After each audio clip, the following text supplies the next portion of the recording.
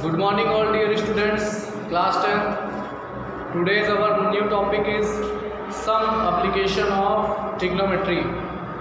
Students, ये chapter some application of trigonometry, इसमें बेटा आपको एक्सरसाइज में जो भी क्वेश्चन दिए हैं वो ट्रिग्नोमेट्री के एप्लीकेशंस हैं। मीन्स बेटा आपको यहाँ पर ट्रिग्नोमेट्री जो आपने इससे पहले टॉपिक अभी पढ़ा उस ट्रिग्नोमेट्री का यूजेस करके उसके एप्लीकेशंस इस चैप्टर में आपको दिए गए हैं। सो स्टूडेंट, ये चैप्टर आपके नेक्स्ट एग्ज़ाम के लिए इम्पोर्टेंट है। सो सभी स्टूडेंट्स इसका इंट्रोडक्शन देखें। बेटा इसमें सबसे पहले आपको मैं जो टॉपिक सबसे पहले आप लोगों को पढ़ना है, फर्स्ट टॉपिक है जिसको हाइट एंड डिस्टेंस भी बोलेंगे बेटा। यहाँ से आपको हाइट एंड देखिए, हाइट एंड डिस्टेंस बताने से पहले स्टूडेंट्स मैं सबसे पहले आपको ये बताऊं कि इसमें आपको सबसे पहले क्या चीज़ जाननी है, इसका जो बेसिक कॉन्सेप्ट है वो क्या है। देखिए बेटा, यहाँ पर इस टॉपिक का जो बेसिक कॉन्सेप्ट है वो ये है कि आपको 2 टाइप्स के एंगल्स के बारे में जानना होगा। सबसे पहले स्टूडेंट्स यहाँ पर angle of elevation and angle of depression के बारे में आपको जानना होगा। ये इस टॉपिक का बेसिक है। सबसे पहले इन दोनों एंगल्स के बारे में आपको नॉलेज हो, तभी आप इसके एप्लीकेशंस के क्वेश्चंस देख पाएंगे। सो बेटा सबसे पहले आप यहाँ देखें, फर्स्ट चीज है एंगल ऑफ एलिवेशन।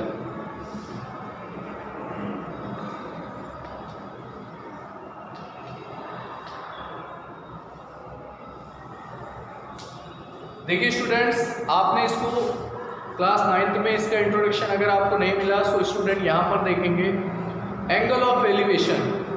देखिए स्टूडेंट्स, इसमें आपको एक ऑब्जेक्ट गिवन है और एक हॉरिजॉन्टल लेवल गिवन है। अच्छा स्टूडेंट्स, आपको एक चीज़ और ध्यान रखनी है, यहाँ पर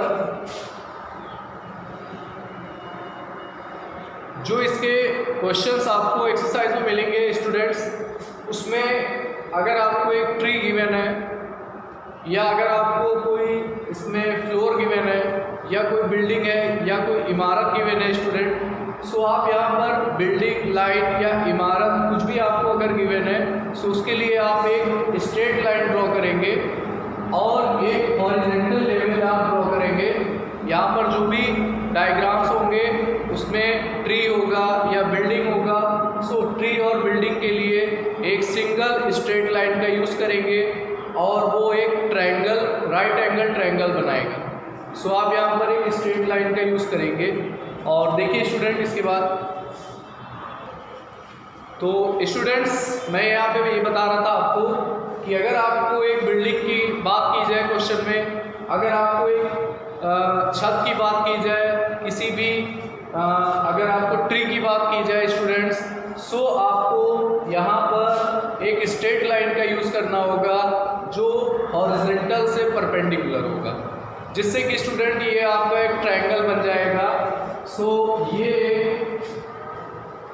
बिल्डिंग की आप लाइन समझ लें या आप यहाँ पर समझ लें कि कोई ऑब्जेक्ट है जिसकी हॉरिजॉन्टल से हाइट है, ये हॉरिजॉन्टल पॉइंट है और ये स्टूडेंट ऑब्जेक्ट है यहाँ पर, और ऑब्जेक्ट यहाँ पर देखिए हॉरिजॉन्टल लाइन से एबव है और यहाँ पर कोई एक पर्सन है, यहाँ पर एक व्यक्ति है, एक मैन है, एक आदमी है। सो स्टूडेंट ये ऑब्जर्वर है, इसको आप ऑब्जर्वर समझ सकते हैं,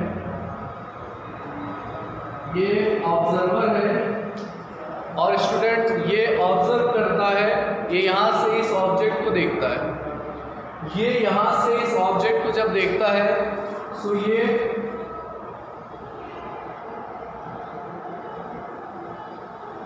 एक लाइन पास होगी जिसको आप बोल सकते हैं लाइन ऑफ साइट। ये लाइन बेटा इसको आप बोलेंगे लाइन ऑफ साइट। ये जो लाइन है बेटा, ये लाइन ऑफ साइट है, और ये जो लाइन है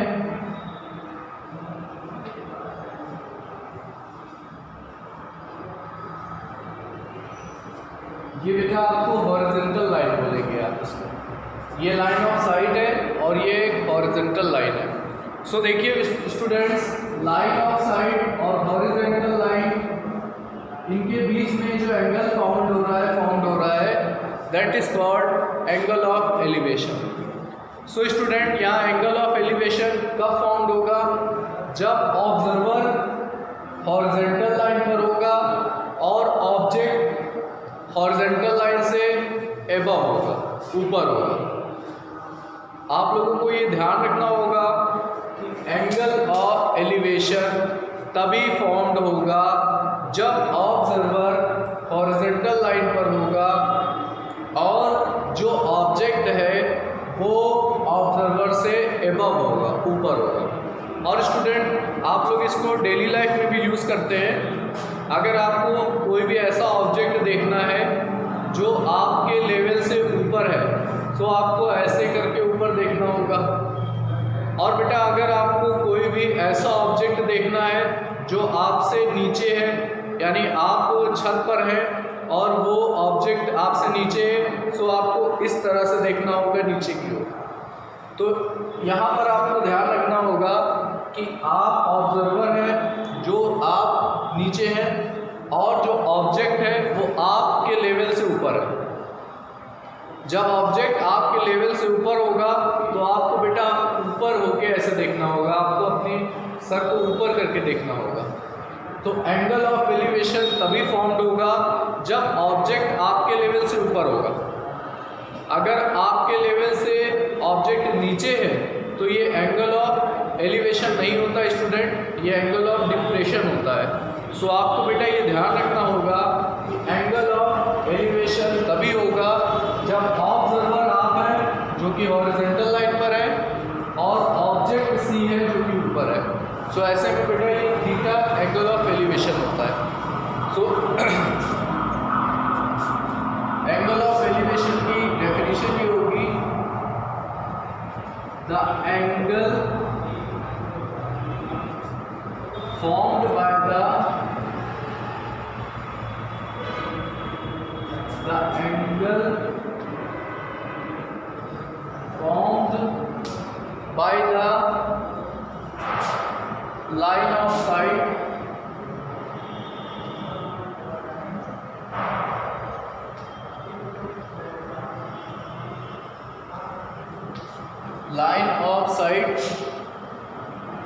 with horizontal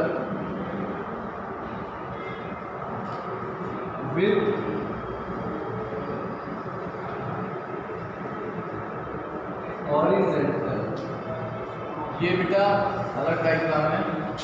the angle formed by the line of side with horizontal.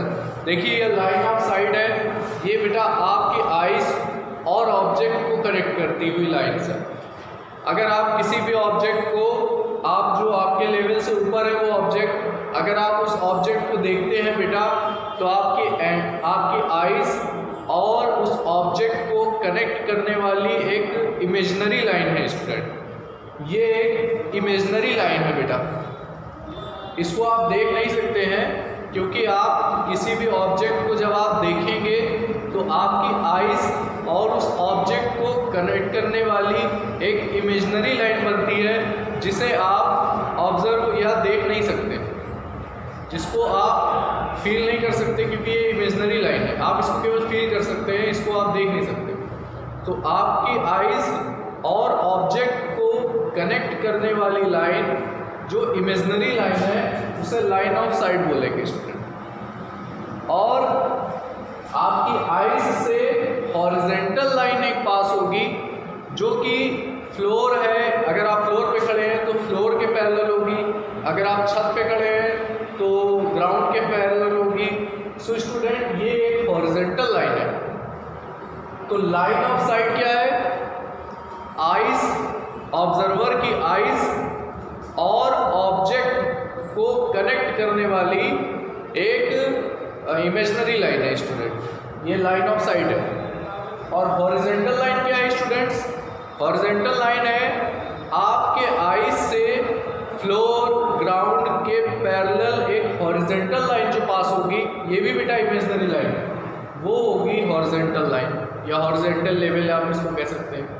Horizontal line और लाइन ऑफ साइट के मिड में जो एंगल फॉर्म्ड होगा वो बेटा एंगल ऑफ डिप्रेशन होगा। आई थिंक कि आप ये समझ गए होंगे। और एंगल ऑफ डिप्रेशन तभी फॉर्म्ड होगा जब आप नीचे हो और ऑब्जेक्ट आपके लेवल से ऊपर हो, क्योंकि आप कभी ऑब्जेक्ट को ऊपर होगा तभी आप उसको ऐसे देखेंगे, तो आपकी आईज और ऑब्जेक्ट को एक इमेजिनरी लाइन कनेक्ट करेगी, जिसको that is called line of site. तो बेटा यहाँ पर हॉरिजॉन्टल लाइन और line of site most important है। एंगल ऑफ एलिवेशन तभी फॉर्म्ड होगा। अब आप यहाँ पर देखिए आगे क्या है, the angle formed by the line of site with horizontal when the point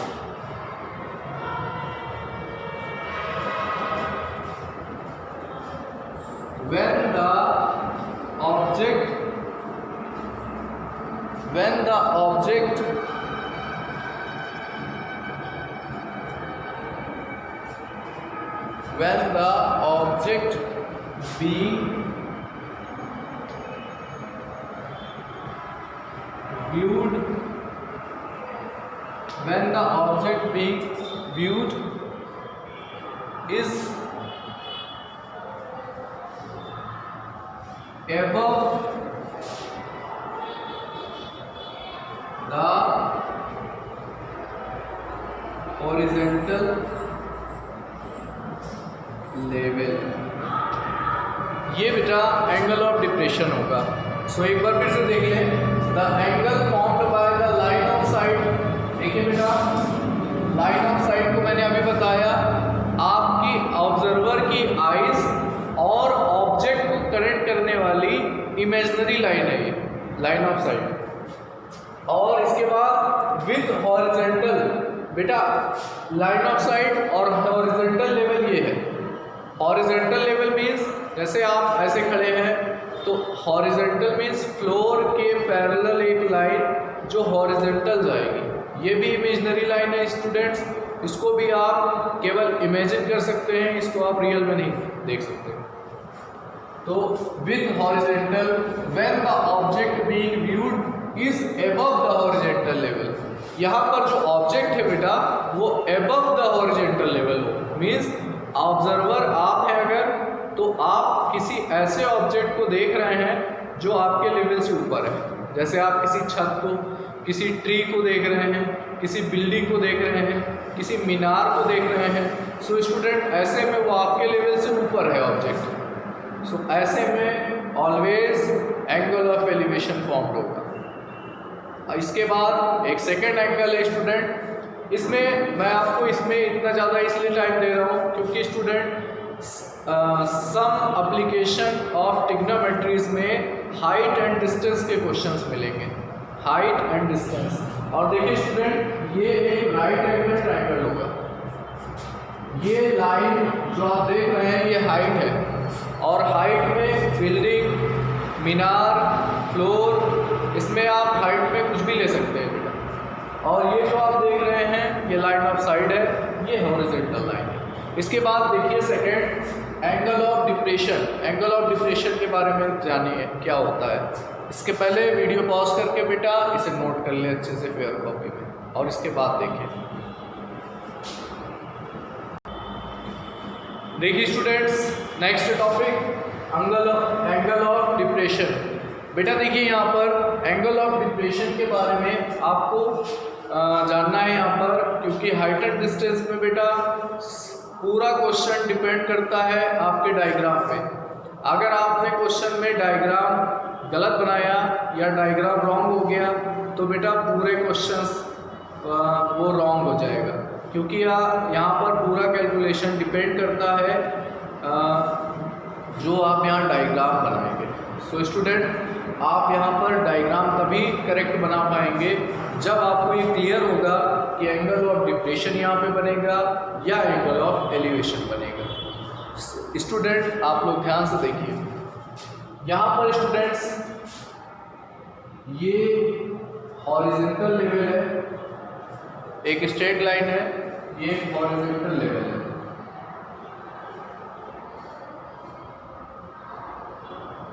और यहाँ पर एक पॉइंट है ए, और इसके बाद स्टूडेंट जो ऑब्जर्वर है वो इस बार इस हॉरिजॉन्टल लेवल से ऊपर है, यानी ऑब्जर्वर ऊपर है। जैसे आप इसको लेट कर सकते हैं कि आप एक बिल्डिंग पर खड़े हैं और आप बिल्डिंग से नीचे रोड पर किसी पॉइंट पर आप देख रहे हैं या किसी वस्तु ऑब्जेक्ट को देख रहे हैं।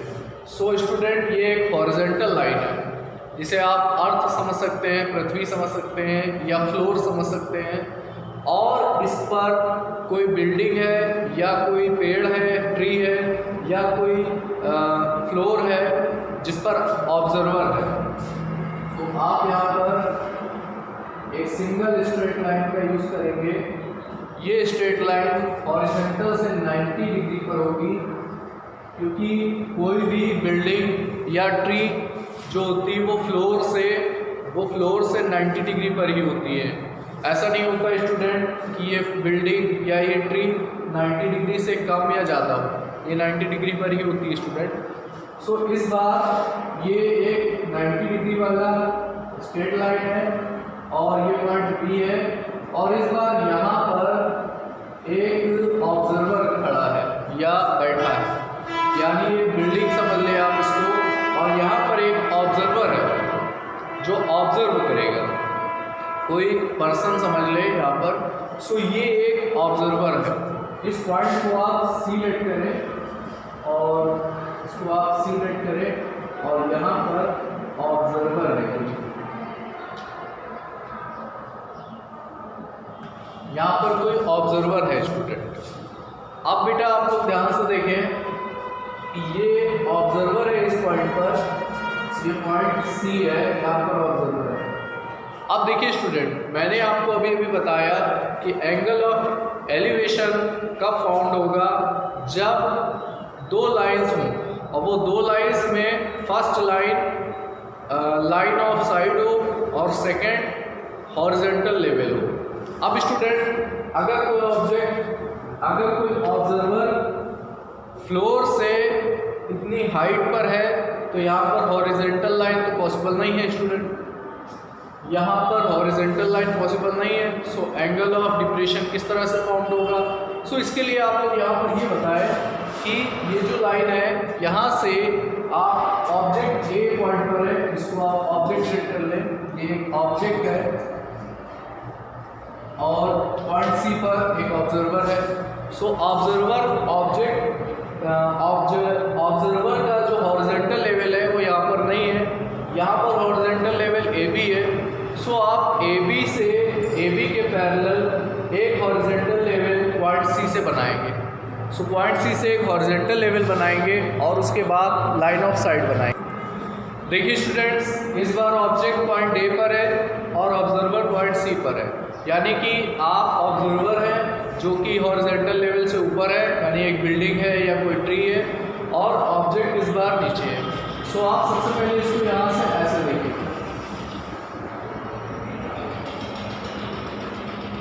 देखिए स्टूडेंट, ये जो मैंने लाइन बनाई है ये लाइन ऑफ साइट है, ये लाइन ऑफ साइट है।